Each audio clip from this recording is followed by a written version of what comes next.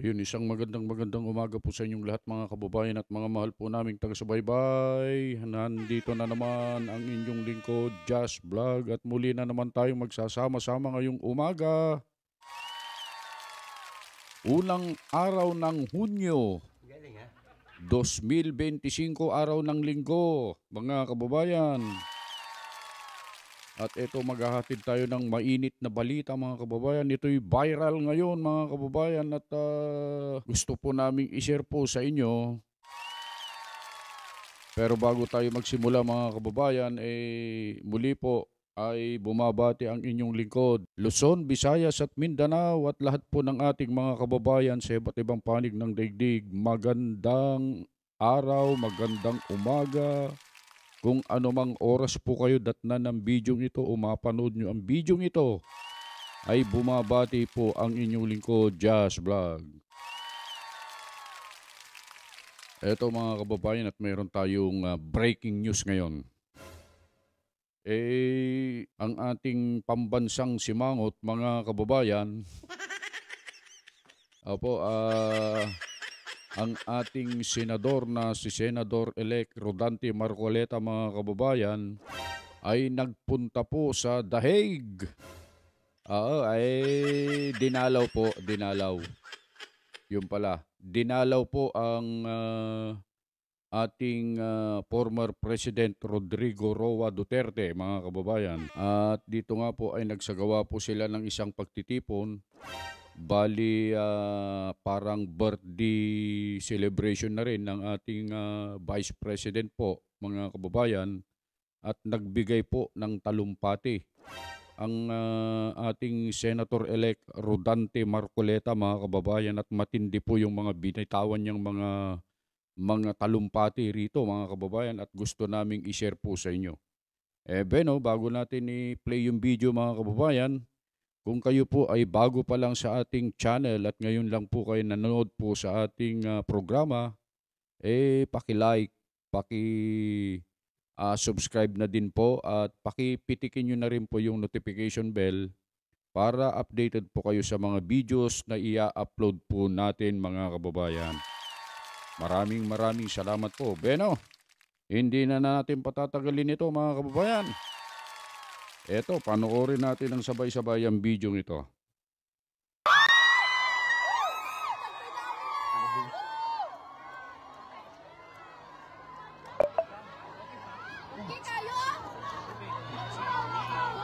Again, ladies and gentlemen, Senator Rodante Marcoleta!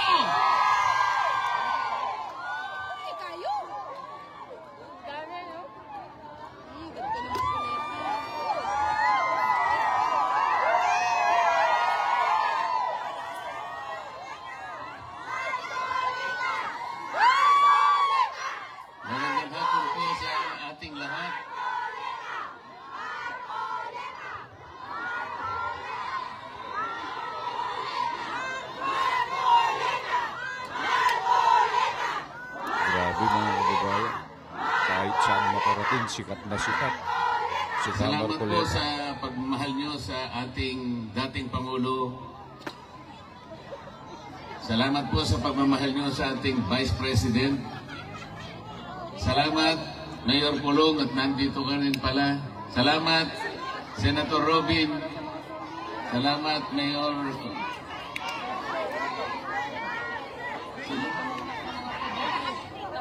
Salamat sa aking kaibigan, Atty. Vic Rodriguez. At lalong-lalo na po kayong lahat na hindi nagmamaliw ang inyong pagmamahal sa ating bayan. Napaka-problemado po ng ating bansa, ngunit huwag po tayong mawawalan ng loob. Magsama-sama po tayo para ayusin po natin ang ating bansa.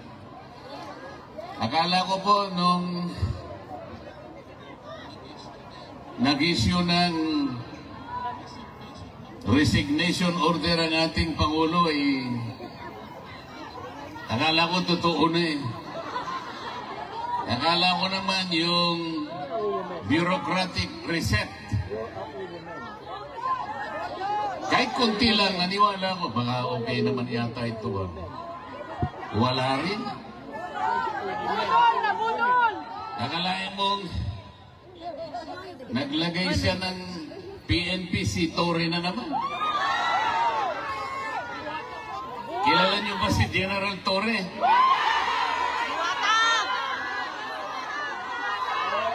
Si General Torre,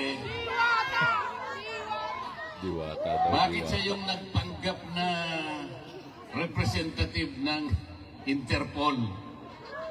Hindi totoo yun sapagkat kung totoo na nakipag-cooperate ang Interpol sa ating bansa, dapat sana ang nakausap niya siguro yung Pangulo ng Pilipinas o kaya yung DILG Secretary. Ngunit wala naman tayong nakita na representative ng Interpol na pumunta sa Maynila. Meron ba kayong nakita? Pagkatapos nung inaaresto si Pangulong Digong, pinakikita ni General Torre yung kanyang cellphone, yung warrant of arrest nasa cellphone. Nakakita ba kayo ng ganun?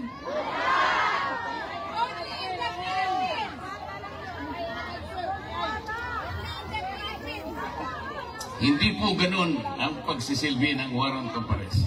Dapat po yung representative ng Interpol ang pumunta sa Maynila, dala-dala niya yung physical copy ng warrant of arrest. Ganon po yung paraan, hindi po pinakikita sa cellphone. Yun pong counterpart ng Interpol sa Maynila, ito yung PCTC. Ito yung executive director, nandun dapat hindi nagpakita. Ang kanilang ginamit ay General Torre na walang kapangyarihan magsilbi ng warrant of arrest. Wala rin siyang kapangyarihan na bumasa ng Miranda warnings. Bakit siya na naman ang na-appoint na PNP? PNP chief. So, ang buong akala ko, pag pinagtatanggal mo, pinag-resign mo lahat, ang miyembro ng iyong gabinete, tanggalin mo na silang lahat, pumili ka na lang ng mas magaling. O hindi naman nata totoo eh. Tingnan po ninyo kung anong nangyari sa ating bansa. Yung ekonomiya natin, humirap na ng humirap ang ating bansa. Yung presyo ng bilihin hindi na maabot ng kinikita ng karaniwang manggagawa. Nag-aaway nga sa Kongreso ngayon eh. Kasi po sa taas ng bilihin, kinakailangan mag-legislate na lang na itaas na yung sahod. 200 pesos per day, sabi ng House of Representatives. 100 pesos sabi naman ng Senado. Ang tagal na magdebate. In the meantime, kawawa ang mga mamamayan. Bakit hindi na lang nilagay 150 pesos na lang, i-legislate na yan, pansamantala man lang, makaabot-abot man lang yung kinikita. Hirap na ang Pilipino. Pagkatapos, hindi naman niya tinanggal yung mga economic managers. Nandun pa rin ang BBM. Nandun pa rin yung NEDA, pinalitan lang ang pangalan. Nandun pa rin ang, ano ba yun? Department of Finance. DOJ! Eh anong gagawin mo? Akala ko ba ang pangit ng ating ekonomiya? Akala ko ba ayusin natin? Ba't hindi ka maglagay ng matino? Naglagay ka pagkatas, tinanggal mo pagkatas nilagay mo sa ganito. Hindi po pwede yung gano'n. Pero kaya po tayo nandito sapagkat nandito ang taong kinikilala natin ang pinakamabuti, ang pinakamagaling na presidente ng Republika ng Pilipinas. Akalain mong dadalhin dito? May araw na ako. Yun po bang ating justisya sa Pilipinas ay hindi na gumagana? Is our judicial system in the Philippines no longer functioning? Is our prosecutorial system in the Philippines no longer able to function? Hindi po totoo yun. Umiiral, gumagana, umaandar ang justisya ng ating bansa. Kung nagkamali ang sinumang Pilipino, kung nagkamali halimbawa ang isang naging Pangulo, o dilitisin natin, husgahan natin, pero sa sarili nating patakaran, sa sarili nating batas, hindi sa batas ng ICC. Pagtiyagaan na lang po natin, kahit anong mangyari, mawawalan din ng saysay ang ginawa nila laban kay Pangulong Digong. Lalabas din po ang katwiran, magtatagal lang po ng konti dahil may proseso. Wala ng jurisdiction ng ICC sa ating Pangulong Digong. Maniwala kayo sa akin. Pinatatagal lang nila sapagkat pinupolitika din dito yan. Mahirap lang magsalita kung akala nila tayo ay nagsasalita laban sa ICC. Hindi po. Ang sinasabi lang natin, kahit balik-baliktarin mo ang pangyayari, wala ng jurisdiction po ang ICC. Pati po yung charge na kanilang ikinapit sa Pangulo, crime against humanity, hindi kakapit sa Pangulong Rodrigo Duterte. Sapagkat yung war on drugs, hindi po klasipikado na crime against humanity. Yung programa na ginawa niya is a legal, it is a regular governmental action to wipe out drug problem in our country. Presidente po siya, siyang nakakaalam ng mabuti para sa kanyang bansa. He should have been judged by the benefit, by the advantages reaped by the Filipino people from his program.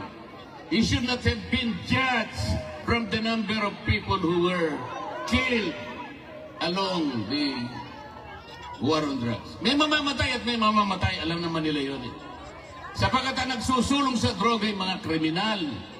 Lalaban at lalaban yung mga yan. Bakit kailangan mo siyang husgahan sa bilang o sa dami ng matay? Kailangan husgahan mo ang isang programa doon sa nakinabang, milyon-milyong pamilyang nakinabang. Ngayon, bumalik na naman ang droga. Ngayon, bumalik na naman ang krimen. Kayo po ang nakakalam, ang mga kamag-anak nyo sa Maynila ang magsasabi sa inyo, bumalik na naman ang problema ng ating bansa. Kasi po, wala naman silang gustong gawin para ayusin. Salamat po sa inyong lahat. Alam ko po, isa po ako sa inyong ibinoto para maging senador ng ating bansa. Kahit nalayo po ang lugar na ito, alam kong nagpupulong-pulong kayo rito. Marami pong gawain sa Maynila. Ngunit kahit konting sandali, kailangan tagpuin ko kayo rito. Para personal po akong magpasalamat. Lahat po kayong lahat, binoto po ninyo ako. Kung hindi sa inyo, baka natupad yung survey. Akalain nyo naman, sa simula't-simula pa, number 36 ako. Hindi man lang ako umangat. Nung naawa sila sa akin, siguro bandang Pebrero yata yun. Napunta ako sa number 22. Hanggang doon ka na lang, sabi nila. Malapit nang matapos ang Abril, 21 na naman ako. Pagkatapos nagmilagro isang araw, nilagay po nila ako number 12, pero isang araw lang yun. Binaba na naman nila ako sa number 18. Tingnan mo ninyo, ikaw walang hiyaan ng mga survey companies na yan. Naniniwala pa ba kayo dyan? Sipi-sipi ninyo. Merong isang media practitioner sa Maynila, babae. Hindi ko nababanggitin ang pangalan, baka sumigat pa. Hindi makamove on. Hindi siya makapaniwala bakit daw si Rodante Marcoleta naging number 6. Hindi niya kasi binabasa yung ating mga kababayan katulad ng inyong mga kamag-anak at kayong lahat. Hindi ba niya alam kung gaano ang kinontribute na boto ng lahat ng OFWs? Bakit hindi niya alam yun? Bakit tinitingnan niya? Ako lang ang tinitingnan niya. Paano nangyari yun, sabi niya? Paano nangyari si Marcoleta ay nanalo? Paano nangyari yun? Nakakaawa yung tao na yun. Nakakalimutan niya Nakalimutan po niya napakaraming nagmamahal pala kay Rodante Marcoleta. Ngayon po, masasabi ko na sa inyo, lintik lang ang walang ganti. Ginawa, ang gusto nila number 36 ako. Sabi ng mga tao, hindi. Kailangan maging number 6. So yun po yung nangyari. Yun po ang nangyari. Umanda sila. Ito pong impeachment na kinakasa nila, bahala sila. Bahala sila. Pero kung ako ang masusunod, sabi ko sa kanila, para mabawasan ang kahihiyan ng ating gobyerno, para hindi na mapahiya ang administrasyon, tigilan nyo na. Tigilan nyo na para hindi na mapahiya. Ngayon, kung gusto nyo mapahiya, o ituloy nyo. Hindi rin naman kayo mananalo. Kahit saan tayo mapunta, hindi mananalo ang kalaban ng ating Vice President. Sinabi ko na noong una, uulitin ko sa inyo, kung ayaw nilang itigil, nasa sa kanila. Pero kung gusto nilang mawala ang kanilang kahihiyan, itigil na lang nila. Ngayon, ayaw niyong tumigil, purbahan natin. Sige, isulong ninyo. Pareho din naman ang mangyayari. They will not be able to remove the Vice President. Itaga mo sa bato yan. Itaga nyo sa bato yan. Walang mangyayari. The Vice President will stay as Vice President.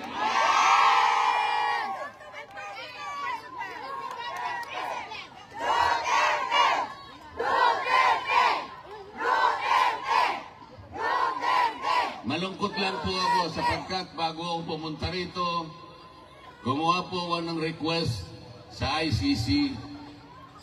Payagan nyo sana ako kahit ilang minuto lang makausap ko ang dating Pangulo ng Republika ng Pilipinas. Nakikiusap ako sa inyo, sabi ko, sapagkat gusto ko siyang makita ng personal para personal kong sabihin sa kanya ang aking pagpapasalamat. Dahil ako po'y naging senador dahil sa tulong niya. Marami pong tumulong sa akin, ngunit siya ay malaki po ang naitulong niya sa akin. Naghintay po ako ng mga ilang araw. 1 linggo siguro o mahigit pa. Hanggang ako po'y tumulak papunta rito, wala po silang ibinigay na sagot sa akin. Sa aking palagay, hindi rin po ako makakapasok para makausap ko man lang. Kahit na ba 3 minuto ay hindi nila ako bibigyan? Anong klaseng justisya naman yung ICC na yan? Dito pa naman sa Europa, ang akala ko dito mas matatag, dito mas malinaw ang justisya sapagkat magagaling silang mga tao. Pati ba naman yung 3 minuto o 5 minutong ihingin ko lang, makausap ko man lang, makita ko man lang, mahawakan ko lang ang kamay, makita ko lang kung anong kalagayan niya. Sapagkat malaking bagay naman po para sa isang tao na kagaya niya. Hindi po nila ibibigay siguro sa akin. Tidyo! Mamaya po, magbabakasakali akong pumunta ron, makita ko man lang yung lugar kung saan siya nakapiit. Pero huwag tayong mawawala ng pag-asa. Huwag tayong mawawala ng pag-asa. Sapagkat, hindi pa naman po tapos ang laban.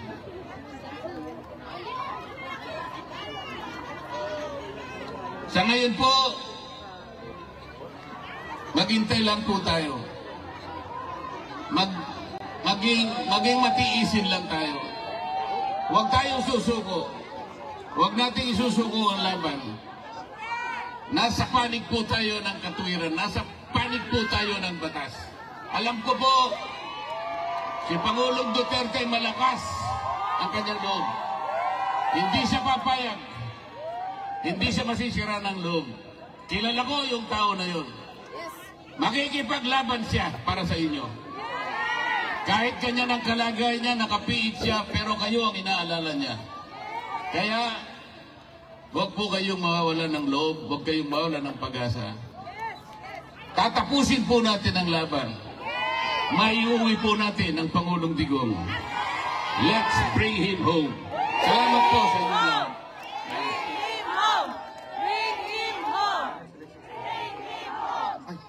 Maraming salamat po, Senator Rodante Marcoleta. Yun mga kababayan, napakatindi.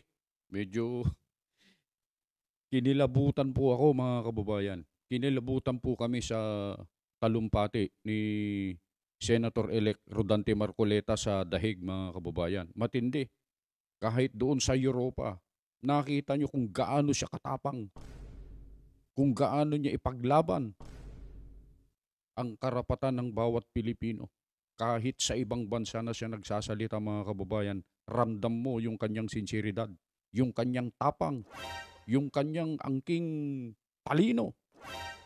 At ito, may mga binitawan siya rito ng mga salita mga kababayan.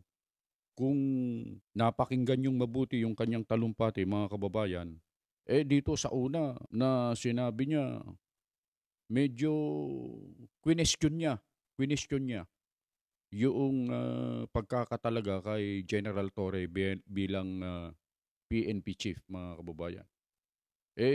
Pinaliwanag niya kung bakit. At isa pa mga kababayan, hindi ko na po hahabaan kasi napanood niyo naman po Medyo i-repress lang natin, i-recap lang natin para mamalagi sa inyong isipan yung mga binitawan niyang salita mga kababayan. Yung resignation ng mga gabinete ng ating Pangulo. Ang sabi niya, sabi niya, magiging okay na. Wala palang nangyari. Medyo binanatan at binatikos niya po ang nangyaring pag-revamp o kaya hindi naman na-reset. Na malagi naman yung mga nandun pa rin, sabi niya. Mga kababayan. Sana, sabi niya, kung ginawa niya yon yung pagpapile ng courtesy resignation ng kanyang mga kabinete, sabi niya, dapat naglagay siya ng matitino.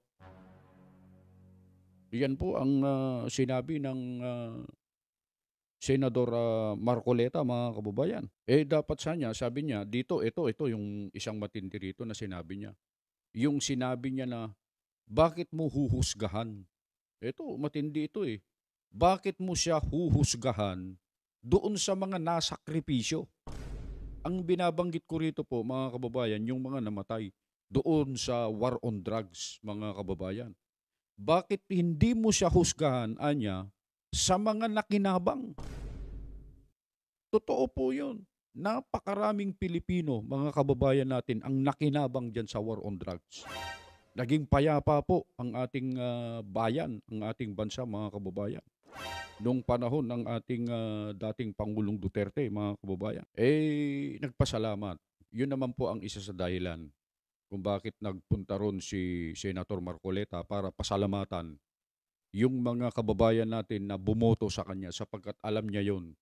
Ayun yung isa na hindi papaniwalaan nitong isang media practitioner. Binanggit na naman niya rito. Binanata na naman niya, mga kababayan. Sinuplak na naman. Sinuplak na naman niya yung media practitioner na yun. Hindi ko nasasabihin ng pangalan pero yun ay si Karen Davila, mga kababayan. Oo, sinuplak na naman niya. Narinig niyo naman po yung sinabi. Pero ito yung matinding sinabi ni Senator Marcoleta, mga kababayan. Ang sabi niya, they will not be removed. The Vice President, sabi niya. The Vice President will stay.